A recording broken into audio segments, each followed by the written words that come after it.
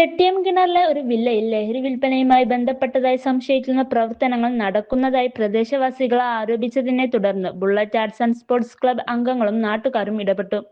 പ്രദേശവാസികളുടെ പരാതി അനുസരിച്ച് കഴിഞ്ഞ കുറച്ചു കാലമായി വില്ലയ്ക്ക് ചുറ്റും അസ്വാഭാവികമായ ആളുകളുടെ വരവും പോകലും ശ്രദ്ധയിൽപ്പെട്ടിരുന്നു.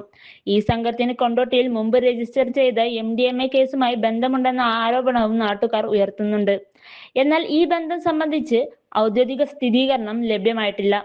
വില്ലയുടെ ഉടമ വീരശ്ശേരിപ്പടി സ്വദേശി ബാവയുമായി ക്ലബ് പ്രവർത്തകർ ആദ്യം ഫോൺ സംഭാഷണം നടത്തി. വില്ലയിൽ താമസിക്കുന്നവർ ജൂലൈ 29 വൈകുന്നേരം 5 മണിക്ക് മുമ്പായി ഒഴിഞ്ഞു പോകണമെന്ന് ആവശ്യപ്പെട്ടു. എന്നാൽ ഓഗസ്റ്റ് 7 വരെ സമയം വേണമെന്ന് ഉടമ ആവശ്യപ്പെട്ടതായി ക്ലബ് അംഗങ്ങൾ അറിയിച്ചു. ഉടമസ്ഥന് കൂടുതൽ വാടക ലഭിക്കുന്നതിനാലാണ് ഒഴിപ്പിക്കാൻ വൈകിക്കുന്നതെന്ന ആരോപണവും ചില നാട്ടുകാർ ഉന്നയിച്ചു. തുടർന്ന് പെരുമണ്ണ ക്ലാരി ഗ്രാമപഞ്ചായത്ത് 14-ാം വാർഡ് മെമ്പർ ജംഷിദ് TPയുടെ സാന്നിധ്യത്തിൽ ക്ലബ് അംഗങ്ങൾ വില്ലയിലെ താമസക്കാരെ നേരിൽ കണ്ട് ജൂലൈ 29 വൈകുന്നേരം 5 മണിക്കകം വില്ല ഒഴിക്കണമെന്ന് അവർ മുന്നറിയിപ്പ് നൽകിയതായി ക്ലബ് അറിയിച്ചു. News desk media vision. നമ്മൾ ആസാദ് ഗോൾഡിൽ സ്വർണ്ണാഭരണങ്ങൾക്ക് 2.25% പണിക്കൂലി ഈടാക്കുന്നുള്ളൂ. കല്യാണ പർച്ചേസ് ആണോ? എന്നാ നേരെ ആസാദിലേക്ക് വിട്ടോ. വെറും 2.25% പണിക്കൂലിയേ ഉള്ളൂ. നമ്മുടെ ആസാദ് ഗോൾഡിൽ 2.25% പണിക്കൂലിയിലാണോ ആഭരണങ്ങൾ നൽകുന്നത്?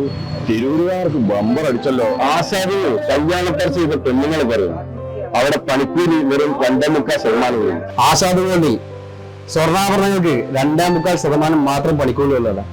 ഏതായാലും ഓളിങ്ങനെ വിളിച്ചുകൊണ്ടിരിക്കുകയാണ്.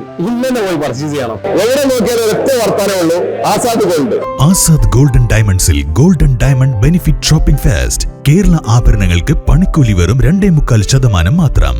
ഡയമണ്ട് ആഭരണങ്ങൾക്ക് 10% discount. Azad golden diamonds, Azad tower, Thazhepalam, Tirur.